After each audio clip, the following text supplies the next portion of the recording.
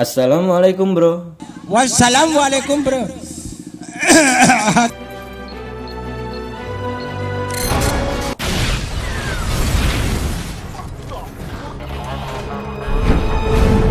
Fuck. Allahu Akbar. Importers.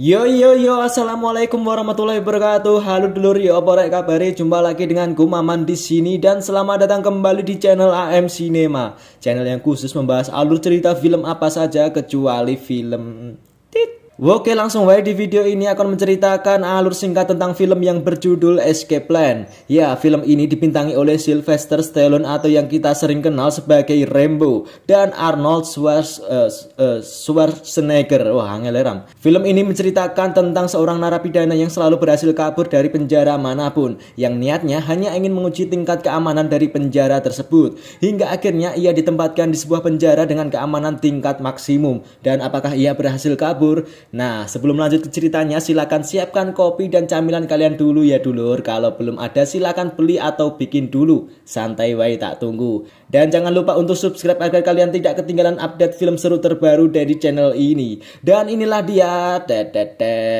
Rencana Kabur.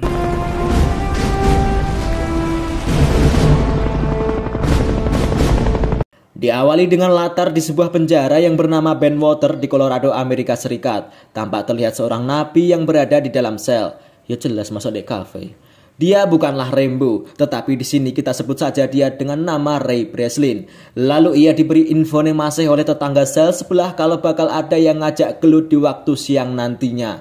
Ya, memang benar. Tanpa diserang terlebih dahulu, Breslin langsung sat-set sikat.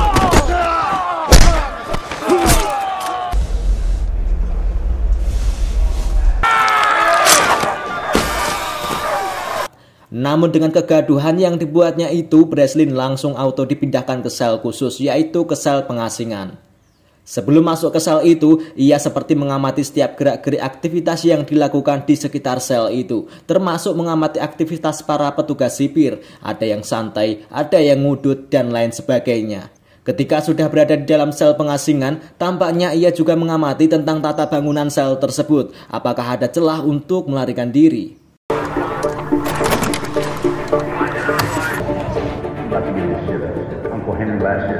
Breslin mulai beraksi dengan membuat bulatan-bulatan kecil dari tisu yang ia basahi, kemudian merobek-robek bekas bungkus susu, dan juga ia menanyakan jam kepada si petugas kepala plontos yaitu Rob.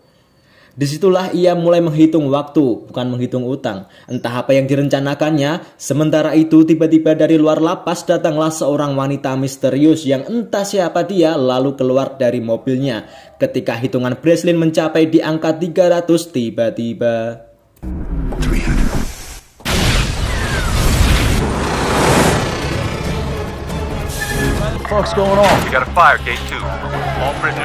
Ya, ledakan itu membuat situasi lapas menjadi ambyar. Petugas sipir yang tadinya masih membuat paru-paru smile alias ngudut langsung panik. Dan ketika Rob memeriksa sel Breslin ternyata kosong. Breslin berhasil kabur. Lalu Breslin dijemput oleh wanita misterius tadi yang ternyata ia adalah bernama Abigail atau istri Breslin. Saat sampai di minimarket, masih dengan baju tahanannya itu, Breslin menelpon seseorang di sebuah wartel di depan toko itu. Namun tiba-tiba polisi setempat melihatnya dan langsung menangkapnya kembali. Namun dengan santainya, Breslin tidak merasa panik sedikit pun. Beautiful day.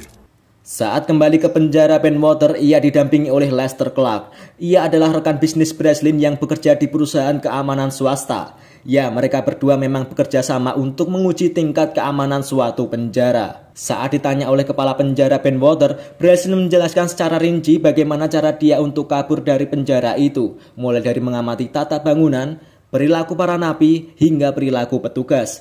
Dan membuat alat sederhana untuk meretas sistem keamanan sel penjara itu. I needed to get inside, so I made some enemies. 30 seconds into my rec time, my CO took the day. And arrange for a distraction at the front gate. The keypad, the impression will indicate which 4 keys were pressed. 2 7. With the 4 keys, it's just a numbers game to identify the correct. Kemudian scene beralih ke perusahaan BNC. Di situ Breslin kedatangan tamu salah satu agen dari CIA yaitu Jessica Miller. Jessica menawarkan sebuah job kepada Breslin untuk bisa menguji tingkat keamanan sebuah penjara rahasia yang mempunyai level keamanan yang sangat tinggi. Karena tempat itu perlu diuji keamanannya sebelum dirilis. Saking rahasianya tempat itu, tim dari Breslin pun tidak diperkenankan untuk tahu. Yang pasti tawaran itu harganya sangatlah mahal. Akhirnya Breslin pun menyetujui job itu. Keesokan harinya Hush dan Abigail mempersiapkan data identitas samaran untuk Breslin yang akan digunakan untuk penjemputannya menuju ke penjara rahasia itu. Ia menggunakan nama samaran Anthony Portos. Di dalam tubuh Breslin juga ditanam sebuah alat pelacak yang digunakan untuk memantau lokasi Breslin nantinya. Saat semuanya sudah siap, namun tiba-tiba... Ya, mobil van Scooby-Doo hitam datang dan langsung menculik Breslin. Breslin dibius, bahkan alat pelacak yang ditanam di tubuh Breslin pun langsung dikeluarkan. Entah mereka siapa, yang pasti sepertinya mereka bukan termasuk bagian dari rencana sebelumnya. Hingga pada akhirnya saat Breslin sudah sadar, tibalah ia di suatu penjara yang terlihat modern tetapi mengerikan. Penjaganya saja terlihat hitam-hitam kayak Hajar Aswad. Breslin tampak bingung dan celingak-celingu.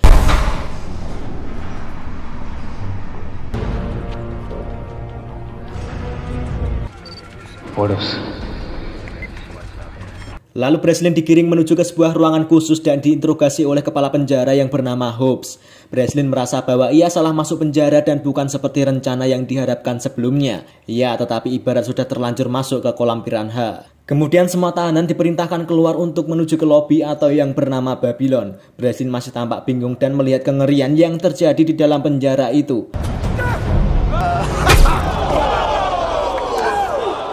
Tiba-tiba Breslin dihampiri oleh tahanan lain yang SKSD, sok kenal sok deket. Ia bernama Rod Meyer. Rod Meyer juga mengaku kalau dirinya dulu ia bekerja untuk Victor Mannheim.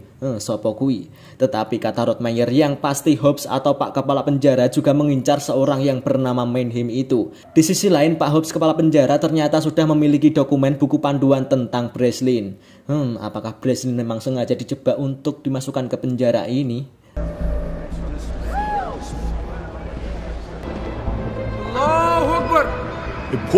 Lalu singkat cerita, saat di sel, Rod Meyer selalu mengamati Breslin yang tampak kebingungan dengan kondisi penjara tersebut. Hingga pada akhirnya Rod Meyer menawarkan bantuan kepada Breslin saat di lobi.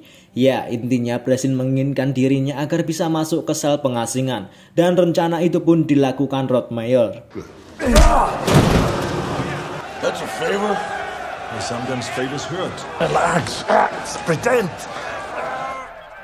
Setelah melakukan kegaduhan itu, tibalah mereka berdua di sel pengasingan. Dan sel itu sangatlah mengerikan. Layaknya disentrong cahaya ilahi. Breslin dengan menahan panasnya cahaya ilahi itu masih sempatnya untuk meraba-raba celah di sel pengasingan itu. Apakah memang ada celah untuk kabur?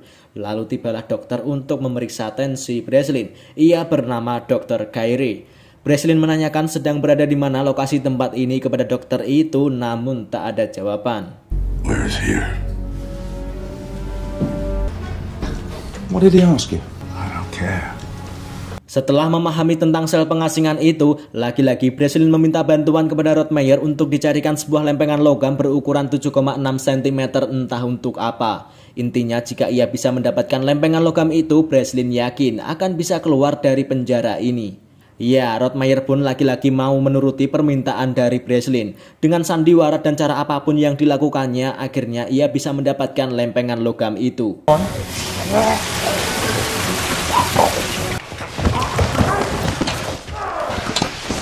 Usai mendapatkan logam itu, Breslin langsung memberikan briefing kepada Rod Meyer bahwa nanti saat beraksi di dalam sel pengasingan harus ada yang mengalihkan perhatian petugas penjara. Breslin juga menjelaskan kepada Rod Meyer bahwa ia yakin penjara ini berada di bawah tanah dan ia harus bisa menuju ke permukaan atas untuk mengetahui lokasi dari penjara ini. Underground in large natural fissures and caves. 3 cubic centimeter and those rivers are gonna come right off. It's to hold those panels down, but they use steel rust. Lagi-lagi Breslin dan Rod Meyer harus bikin onar agar dimasukkan ke dalam sel pengasingan. It was my favorite whore in Marrakesh. And she could... Dan saat kembali ke sel pengasingan, aksi mereka berdua pun dimulai. Breslin langsung melancarkan aksinya itu dengan berpura-pura menunduk padahal ia sedang memanaskan baut baja di dalam sel itu. Saat baut-baut itu berhasil terlepas, Breslin memberikan kode kepada Rottmeier untuk segera bikin gaduh dan membuat pengalian isu.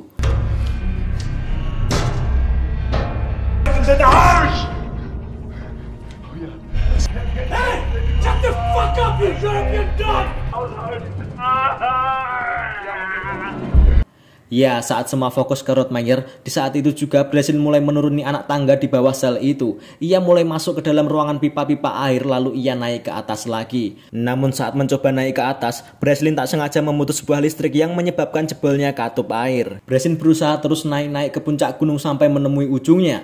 Dan set, ketika pintu dibuka ternyata...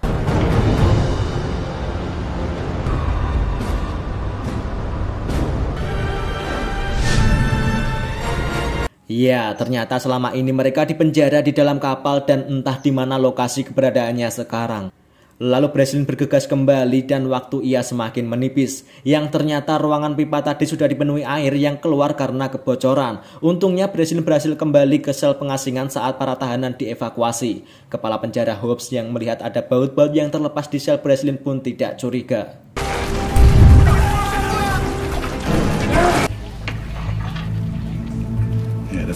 Di sisi lain, Hush yang terus mencari tahu tentang penjara tempat Breslin pun sedikit menemukan informasi yang telah ditemukan bahwa penjara itu bernama The Tom, penjara ilegal dan dikuasai oleh orang-orang mantan kriminal. Tetapi sayangnya Hush masih belum menemukan lokasi pasti di mana posisi penjara The Tom itu. Kembali ke penjara, di situ tiba-tiba Hobbs menghubungi Lester Clark. Ya, Hobbs menanyakan tentang tahanannya yang bernama Portos itu. Hobbs kini tahu bahwa Portos nama aslinya adalah Breslin, si ahli pembobol penjara. Dan di sini akhirnya diketahui juga bahwa Lester telah memanfaatkan Breslin untuk kepentingannya sendiri. Karena Lester tahu bahwa Hobbs sedang mencari keberadaan Mannheim, ia pun menyuruh Hobbs untuk memanfaatkan seorang Breslin karena mumpung ia berada di penjara The Tom, mumpung gratisan. Yang kebetulan Hobbs juga tahu bahwa Rottmeier sekarang jadi bestinya Breslin.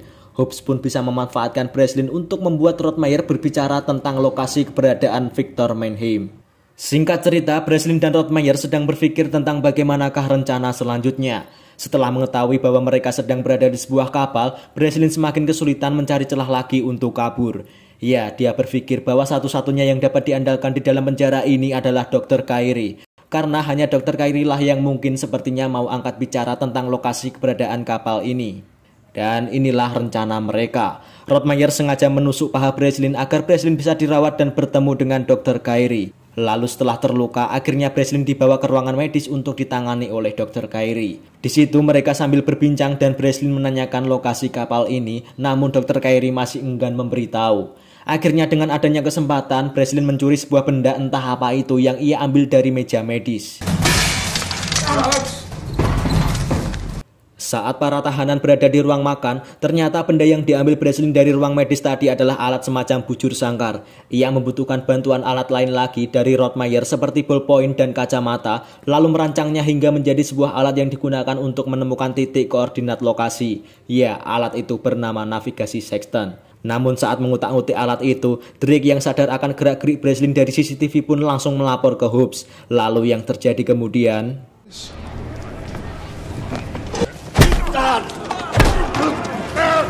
Sat-set Breslin langsung diseret ke sel untuk diinterogasi. Saat itu juga Hobbs meminta Breslin untuk memberitahu tentang keberadaan seorang Victor Mannheim. Namun Breslin berkata hanya Rottmeier lah yang tahu tentang keberadaannya dan Rottmeier tak akan mau angkat bicara kepada siapapun kecuali kepada Breslin. Mereka berdua antara Breslin dan Hobbs akhirnya membuat negosiasi. Breslin akan membuat Rottmeier berbicara tentang keberadaan Mannheim dan informasinya dari Rottmeier itu akan diberitahu kepada Hobbs. Namun Breslin memberi syarat. Jika setelah memberitahu keberadaan Mannheim dan Hobbs berhasil menemukannya, Breslin meminta dibebaskan dari penjara ini. Ya, akhirnya Hobbs pun setuju. Setelah kesepakatan disetujui, Breslin dan Rottmeier langsung sat-set menyusun rencana selanjutnya. Ya, di sini mereka berdua memohon kepada Jeff yang merupakan sosok pimpinan umat muslim di dalam penjara itu untuk diajak bekerja sama. Ia pun bersedia. Lalu Jeff berpura-pura memohon kepada Hobbs untuk beribadah sholat di luar kapal dengan alasan ingin lebih khusyuk, tepatnya di dek kapal. The Holy Quran. When I say my evening prayers, say the name of Allah and the Prophet Muhammad in the open air. Lalu di malam harinya ia mulai beraksi dengan seolah-olah melaksanakan sholat, padahal yang dilakukannya secara diam-diam adalah mengoperasikan alat sextant navigasi untuk menemukan titik koordinat lokasi. Dengan sedikit was-was dan deg-deg karena dijaga secara ketat, ia pun berhasil melakukannya. Alhamdulillah, mantap Chief.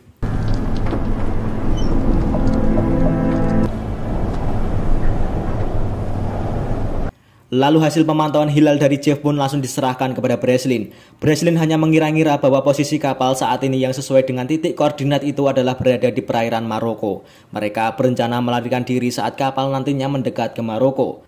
Breslin hanya butuh seseorang yang bisa mengirim pesan untuk menjemput mereka nantinya. Dan Breslin berpikir bahwa orang yang bisa mengirim pesan tersebut lagi-lagi adalah Dr. Kyrie. Breslin langsung menggunakan segala cara untuk bisa bertemu dengan Dr. Kyrie. Dan Breslin juga mengingatkan kepada dokter itu akan sumpah dokternya yang harus menjaga pasien dari bahaya dan ketidakadilan. Dari hal itulah yang membuat Dr. Kyrie mikir kenceng antara ya atau tidak untuk membantu Breslin. What do you want me to do? The doctor's in. Now Javed has to do his part. Kemudian Breslin memberitahu lokasi persis tentang keberadaan Victor Mannheim kepada Hobbs. Dan sepertinya Hobbs langsung akan mengerahkan anak buahnya untuk meringkus Mannheim. Seketika itu juga waktu Breslin semakin menipis. Breslin, Rottmeyer, serta Jeff langsung menyiapkan skenario untuk melarikan diri, yaitu dengan cara memancing para petugas agar fokus meningkatkan penjagaan di area Blok C, dengan menggunakan skenario bahwa akan ada geger geden di Blok C. Sementara Dr. Kyrie mengiyakan untuk membantu Breslin dengan mengirimkan sebuah pesan kepada pasukan khusus yang akan menjemput Breslin dan kawan-kawan saat di kapal nanti untuk melarikan diri. Kemudian kembali ke sel. Ya, memang benar. Ketika dipantau via CCTV, Hobbs dan Drake melihat bahwa Breslin mengetuk-ngetuk kaca sel penjara. Ketika Hobbs membaca tanda ketukan itu di buku panduan yang ditulis Breslin, itu merupakan sebuah kode bahwa akan ada kerusuhan di Blok C. Louder. Got you. Breslin's gonna have Son start to break himself vaccine. Zoom in. Seketika itu, Hobbs langsung sat-set mengerahkan petugas sebanyak-banyaknya untuk siaga di Blok C. Sementara itu, kondisi di lobi atau Babylon sedikit longgar karena petugas yang berjaga hanya beberapa orang saja. Dan yang terjadi adalah...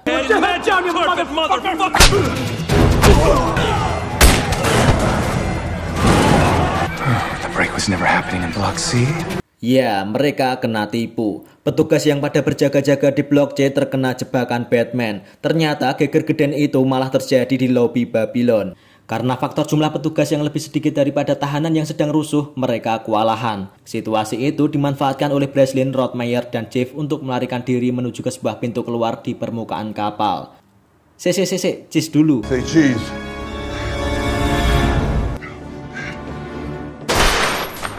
Saat Hobbs mengetahui bahwa mereka bertiga akan melarikan diri, ia langsung memerintahkan petugas untuk memblokir semua akses pintu yang ada di penjara itu. Saat Breslin, Rottmeyer, dan Jeff tiba di ujung anak tangga atas dan hendak membuka pintu, pintu itu tertutup rapat. Mereka langsung bergegas pindah ke dek bawah. Entah ruangan apa di situ terdapat pipa-pipa dan generator, tetapi pergerakan mereka dapat dipantau dengan mudah oleh Hobbs via komputer. Sementara itu di sisi lain, helikopter dari tim khusus yang akan menjemput Breslin dan kawan-kawan sudah mendekat ke area kapal. Sedangkan mereka bertiga masih belum menemukan pintu untuk keluar dari dalam kapal. Namun saat mereka bertiga mencoba mencari jalan keluar, tiba-tiba mereka bertiga diserang oleh pasukan Drake yang menyebabkan Jeff terkena tembakan di bagian perutnya. Ia pun kesulitan untuk berjalan dan melanjutkan melarikan diri.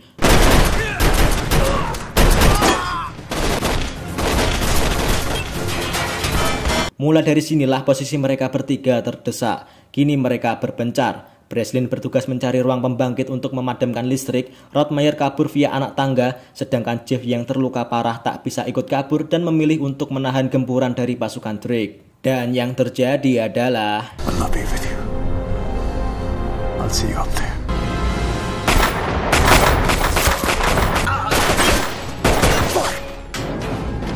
Ya, Jeff harus tewas di finishing oleh Hobbs. Tetapi setidaknya ia berhasil membunuh banyak petugas penjara itu. Mantap. Allahu Akbar. Ya. Sementara itu, Breslin yang mencoba mencari ruang listrik harus dihadang oleh Drake. Dan ya, easy. Dengan mudah Breslin menyingkirkannya.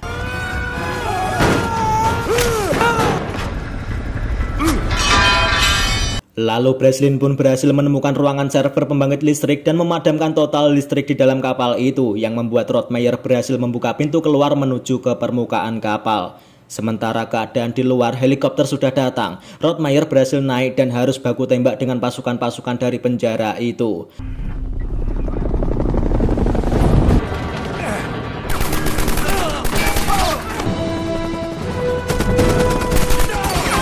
Dan this is Rottmeier.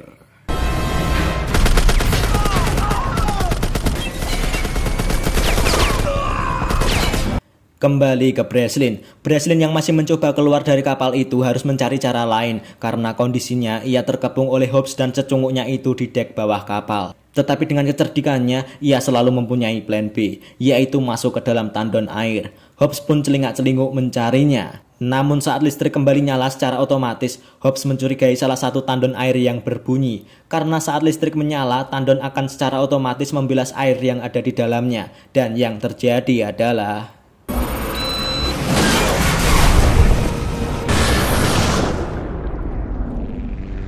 Alhamdulillah Breslin berhasil keluar dari kapal itu via tandon air. Ia langsung diangkut oleh helikopter yang menjulurkan tangga daruratnya. Namun masih belum usai. Hobbs masih mengejar Breslin. Baku tembak terjadi.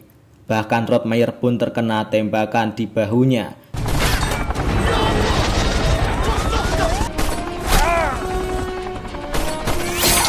Lagi-lagi dengan kecerdikan Breslin, yang terjadi kemudian adalah boom. Kikuk. Have a lovely day, asshole. Boom. Kini Breslin dan Rottmeier tiba di pesisir pantai di Maroko. Ia akan segera dijemput oleh seseorang. Ketika jemputan datang, dari sinilah sebuah plot twist akan terungkap. Ya, apakah kalian masih ingat dengan Jessica Miller yang menjadi agen CIA? Oh, ternyata Jessica adalah anak dari Rottmeier. Sedangkan Rottmeier sendiri adalah Victor Mannheim yang selama ini diincar oleh Hobbs. Ia juga menggunakan nama samaran. Jessica sengaja mengajak Breslin ke misi ini karena tak lain halnya ingin membebaskan ayahnya, yaitu Victor Mannheim atau Rottmeier ini. Sedangkan nama samaran yang digunakan Breslin yaitu Porthos, itu adalah kode identitas yang telah disiapkan oleh Jessica untuk mengkode Rottmeier, yang tandanya Rottmeier harus bisa menjadi bestinya saat di penjara agar ia juga bisa lolos untuk kabur. Singkat cerita, Breslin diberi info oleh Abigail bahwa Lester Clark selama ini sengaja mengirim Breslin hanya untuk memanfaatkannya saja. Karena ia akan mendapatkan tawaran jabatan tinggi dan bonus lainnya jika bisa membuktikan bahwa penjara The Tom itu tahan bobol. Ya, makanya ia mengirim Breslin. Misal Breslin gagal kabur dari penjara itu, Lester Clark akan menikmati jabatan dan keuntungan lainnya. Sedangkan nama Breslin harus lenyap karena berada di dalam penjara yang ilegal dan lokasinya yang rahasia. Mengetahui hal itu, Breslin langsung balas dendam kepada Lester, dan yang terjadi kemudian adalah... Sleepy time, motherfucker.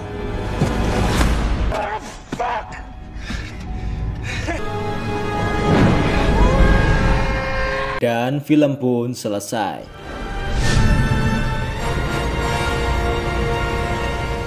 Oke dulur, jadi itu tadi adalah alur cerita singkat tentang film Escape Plan yang mengisahkan tentang perjuangan seorang tahanan yang ingin kabur dari penjara dengan keamanan tingkat tinggi. Terima kasih untuk kalian yang sudah menonton video ini. Secara pribadi aku meminta maaf jika ada kesalahan dalam penjelasan yang aku berikan untuk kalian dan mohon dikoreksi di kolom komentar. Jangan lupa untuk request film apa selanjutnya, serta jangan lupa untuk tetap support channel ini dengan cara like, komen, dan subscribe. Terima kasih dulur, sampai jumpa di videoku berikutnya. Wassalamualaikum warahmatullahi wabarakatuh.